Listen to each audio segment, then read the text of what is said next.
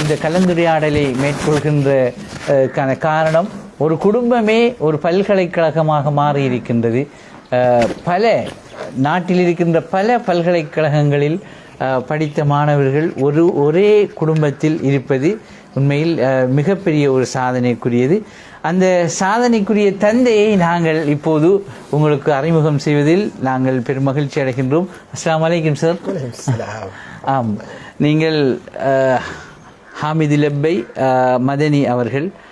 உண்மையில் நீங்கள் ஒரு மதீனா பல்கலைக்கழகத்தின் ஒரு பட்டதாரி என்ற வகையில் மார்க்க ரீதியாகவும் ஒரு பெரும் பங்களிப்பு செய்திருக்கின்றீர்கள். ஆரம்ப காலங்களிலே ஒரு மதரசாவை நீங்கள் வழி நடாத்திருக்கின்றீர்கள். பிறகு பாடசாலையில் ஆசிரியராக, உதவி அதிபராக இருந்திருக்கின்றீர்கள். பிறகு பள்ளி தலைவராக இருந்திருக்கின்றீர்கள். பல பொறுப்புகளை நிர்வகித்து கொண்டு பிள்ளைகளையும் இவ்வாறான ஒரு சாதனைக்கு நீங்கள் இட்டு சென்றிருக்கின்றீர்கள். அங்கே அந்த வகையில் உங்களை பற்றி ஒரு சிறிய அறிமுகத்தை எங்களுடைய இந்த சமூகத்துக்கு கூறுங்கள் சார். என்னை பற்றி அறிமுகம் செய்வேன் என்றால், எனது பெயர் ஷேக் முல்லைக்காரன் ஹாமிது லப்பை. நான் 5ஆம் ஆண்டு வரைக்கும் எமது அல்லமீன் மகாவித்தியாலயத்தில் தான் படித்தேன். 5ஆம் ஆண்டுக்கு பிறகு சம்மாந்துறை தப்லீகுல் இஸ்லாத்துக்கு சென்று அங்கே 7 வருடங்கள் கற்றதுக்கு பிறகு நான் பாகிஸ்தானுக்கு சென்று பாகிஸ்தானிலையும் ஒரு 3 வருஷங்கள் இருந்ததுக்கு பிறகு அங்கும் சில உயர்கல்வியில் படித்தேன். அதன் பிறகு மதீனாவுக்கு சென்று 4 வருடங்கள் அங்கும் பூர்த்தியாகி கொண்டு ஒரு 27 வயசில் தான் ஊருக்கு வந்து சேர்ந்தேன்.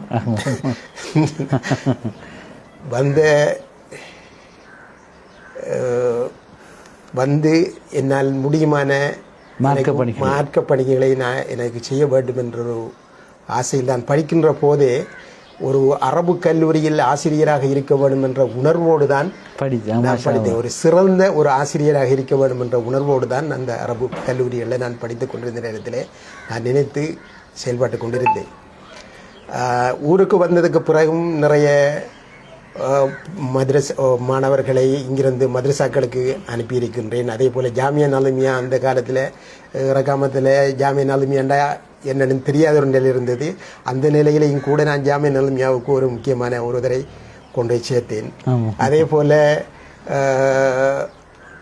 போன்று மதரசாவையும் ஒன்றையும் ஆரம்பித்து அதையும் வழிநடத்தி கொண்டு இருந்தேன். நிறைய மௌலிமார்கள் உருவாகியிருக்கிறார்கள், சில உலமாக்கள் உருவாகியிருக்கிறார்கள்.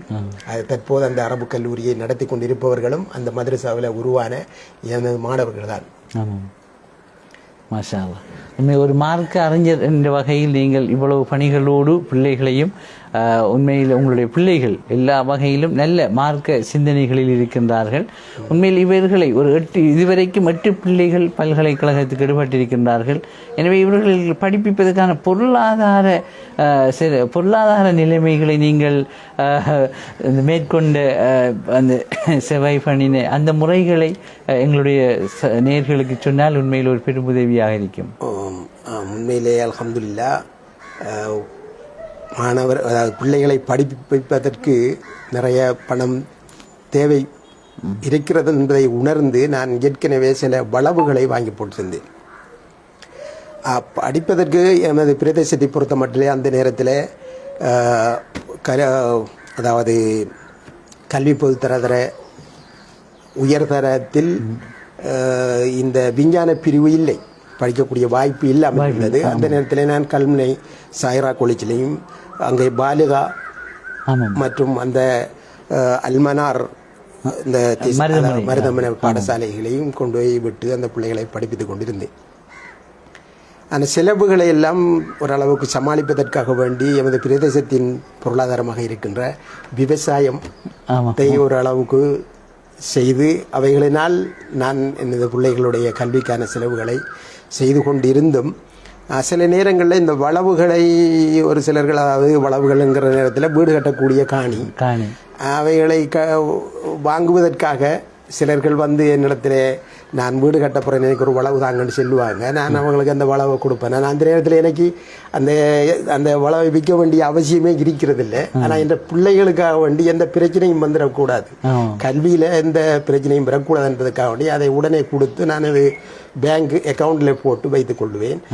அந்த பிள்ளைகளுக்கு செலவுகள் மேலதிக செலவுகள் பெறுகின்ற போது அதை நான் செலவழித்துக் கொண்டிருப்பேன். அதனால் எனக்கு பொருளாதார ரீதியாக படிப்பிப்பதற்கு பெரிய ஒரு கஷ்டம், செலவு, பெரிய கஷ்டங்கள் ஏற்படலை. அல்லாஹ்வுடைய அதில் நீங்கள் நிறைய கண்டிருக்கின்றீர்கள் மார்க்க பின்னாடி. உண்மையில் பிள்ளைகள் சோர்வடைகின்ற போது கல்வி ரீதியாக சில நேரம் பிள்ளைகள் 8 பிள்ளைகள் இப்பொழுது முன்னேறிய பட்டங்களில் இருக்கின்றார்கள். பல சந்தர்ப்பங்கள் வரும். அப்போது நீங்கள் எப்படி பிள்ளைகளை உற்சாகப்படுத்தியிருக்கின்றீர்கள், தொடர்ந்து இந்த பாதையிலே பயணிக்க வைத்திருக்கின்றீர்கள்? அதாவது எனது இந்த ஊரை பொறுத்த மட்டும் நான் அதாவது மௌலைமார்கள் கட்டாயம் உருவாக வேண்டும் என்று சொல்லி நான் பாடுபட்டு கொண்டிருந்த நேரத்தில் பாடசாலைக்கு நான் 1999 பாடசாலைக்கு போகக்கூடிய ஒரு சூழல் எனக்கு ஏற்பட்டது. ஆசிரியராக, பட்டதாரி ஆசிரியராக அங்கு சென்று பார்க்குற நேரத்தில் தான் எனக்கு விளங்கிச்சு நம்மளோட ஊர் பல பக்கத்திலையும் பின்னோக்கி இருக்கு, உலக கல்வியிலையும் கடுமையாக பின்னோக்கி இருக்கு. அப்போ நான் அடிக்கடி இந்த பெற்றார்கள் கூட்டத்திலையும் கூட சொல்கிறேன், நம்ம ஊர் மற்ற ஊர்களோட ஒப்புற நேரத்தில் மிகவும் பின்தாங்கிருக்கு. நம்ம ஒரு டாக்டர் இல்லை, ஒரு இன்ஜினியர் இல்லை, இப்படியான நிலைகளில் இருந்துக்கிட்டு இருக்கு. அதனால் நம்ம கல்வியில் கொஞ்சம் முன்னேற வேண்டியிருக்குங்கிறத நான் வலியுறுத்தி சொல்லி கொண்டிருப்பேன்.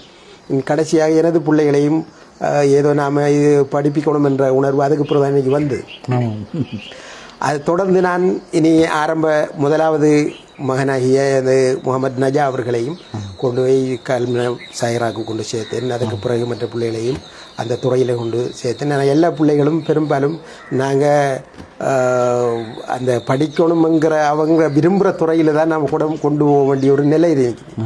ஏன்னா வேற ஒரு துறையில் கொண்டு விட்டால் அந்த பிள்ளைகளை நிலை என்ன ஆகும்னு சொல்லி தெரியா. அதனால் பிள்ளைகள் விரும்புகிற துறைகளில் நாம் கொண்டு விடணும்ன்றதற்காக அந்த பிள்ளைகளை நான் கொண்டு படிக்கிறதுக்குரிய ஊக்கமாக அளித்தேன். அதே நேரத்தில் பிள்ளைகளை பொறுத்த மட்டும் ஊக்கம் ஊட்டணும், அதாவது ஊக்கம்ங்கிற நேரத்தில் பிள்ளைகள் ஒரு இஸ்லாமிய அடிப்படையில் ஒழுக்க உள்ள பிள்ளைகளாக இருக்கின்ற போது நிச்சயமாக பிள்ளைகள் அவருடைய கட்டித்தனம் அனைத்தும் அவருடைய திறமைகள் அனைத்தும் அந்த உரிய காலம் வருகின்ற போது வெளியாகும் என்பதிலே எந்த விதமான சந்தேகமும் இல்லை. அதற்குரிய மாதிரி அந்த பிள்ளைகளை வளர்க்கக்கூடிய வாய்ப்பு அல்லாஹ் தஆலா எனக்கு தந்தான். அந்த வகையில் அல்லாஹ்வுக்கு நான் நன்றி செலுத்துகிறேன். ஆமாம், பெரிய ஒரு பின்னணி, உங்களுடைய பொருளாதார பின்னணி, பிள்ளைகளை இப்படி படிக்க வேண்டும் என்ற உந்து சக்திகள் உண்மையில் அல்லாஹ் தஆலா அதனை கபூல் செய்திருக்கிறான். இப்பொழுது அவர்கள் பல விளைவுகளை, எனவே அந்த வகையில் பிள்ளைகளை இப்போது வளர்க்கின்ற பெற்றோர்களுக்கு இந்த கால சூழ்நிலையில் நீங்கள் சொல்லக்கூடிய ஆலோசனைகள் என்னென்றால், அதாவது எமது பிள்ளைகள் சரியான முறையில் படித்து நல்ல ஒரு பிரஜையாக, ஒரு சிறந்த ஒரு உயர் அந்தஸ்து பெறக்கூடிய ஒரு பிள்ளையாக, சிறந்த தனக்கும் தன் ஊருக்கும் தன் சமூகத்துக்கும் பிரயோஜனம் அளிக்கக்கூடிய ஒரு பிள்ளையாக ஆகணுமாக இருந்தால் அந்த பிள்ளை முதலாவது ஒரு ஒழுக்கம் உள்ள பிள்ளையாக ஆரம்பத்திலிருந்தே வளர்க்கப்பட வேணும். அதில் இந்த பெற்றார்கள் முற்றுமுழுதாக கவனம் செலுத்த வேண்டும்.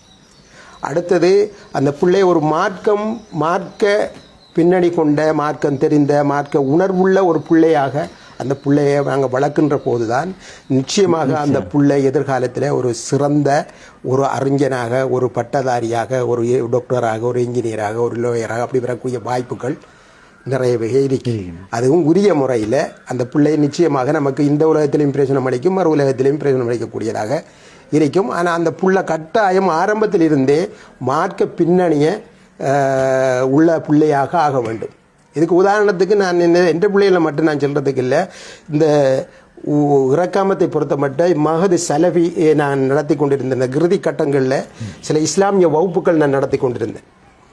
அந்த வகுப்புக்கு சேர்ந்த பிள்ளைகள் தான் தற்போது இப்போ ஒரு 3 வருஷமாக டாக்டராக, இன்ஜினியராக எடுபடுற பிள்ளைகள் எல்லாமே அந்த வகுப்புக்கு அதிகமாக கலந்து கொண்ட பிள்ளைகள் தான்.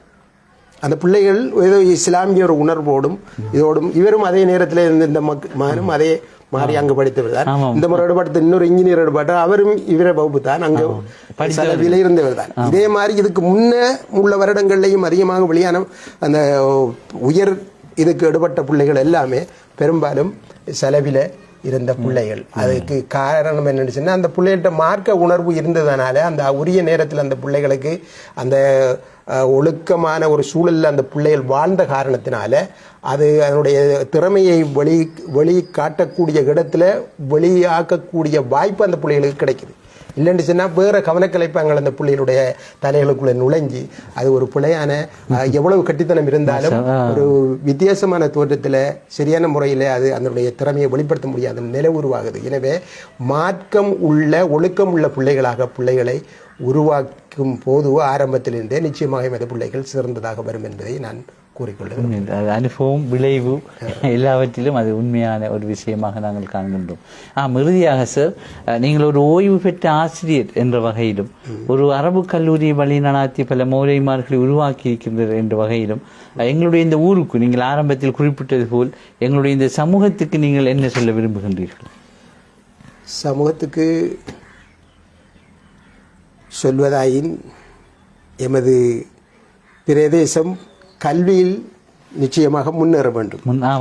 கல்வி என்று செல்கின்ற போது கல்வி மட்டுமல்ல, ஒழுக்கமும் அத்துடன் கட்டாயம் அந்த பிள்ளைகளுக்கு போதிக்கப்பட்டிருக்க வேண்டும்.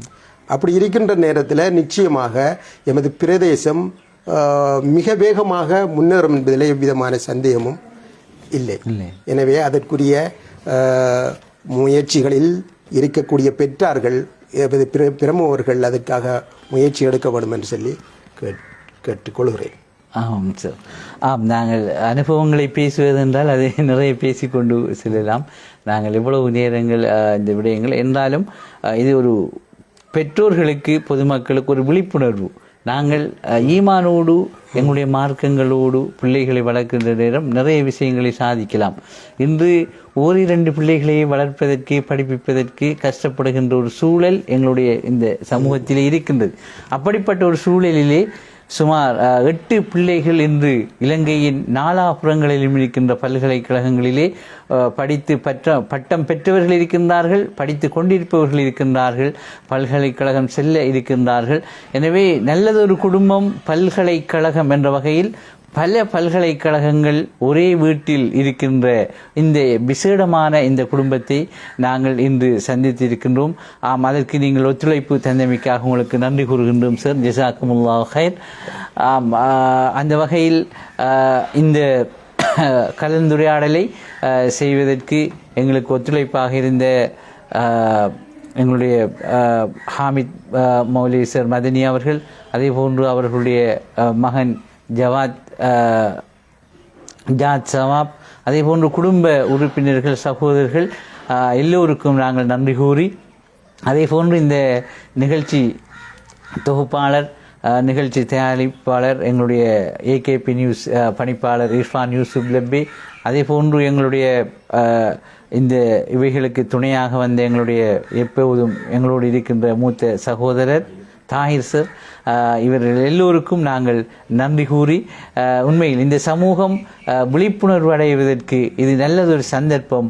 எனவே இந்த விடயங்களை நாங்கள் முன்மாதிரியாக எடுத்துக்கொள்வோம். அல்லாஹு தஆலா எங்களுடைய உள்ளங்களிலே இந்த நல்ல எண்ணங்களை போட வேண்டும் என்ற பிரார்த்தனையோடு விடைபெறுகின்றோம். வாஹிர் தவானா அல்ஹம்துலில்லாஹி ரப்பில் ஆலமீன். அதை போன்று நாங்கள் நன்றி செலுத்த தரப்படும். ஆமாம், கட்டாயம். அதே போன்று இன்ஷா அல்லாஹ் நான் இந்த நிகழ்ச்சிக்காக நாங்கள் எந்த விதமான அழைப்பும் செய்யாமல் திடீரென்று ஏதோ ஒரு சில விஷயங்களை அறிந்த காரணத்தினால் அவர்களாகவே இந்த இடத்துக்கு வந்து எனது மகனையும் என்னையும் பேட்டி கண்டு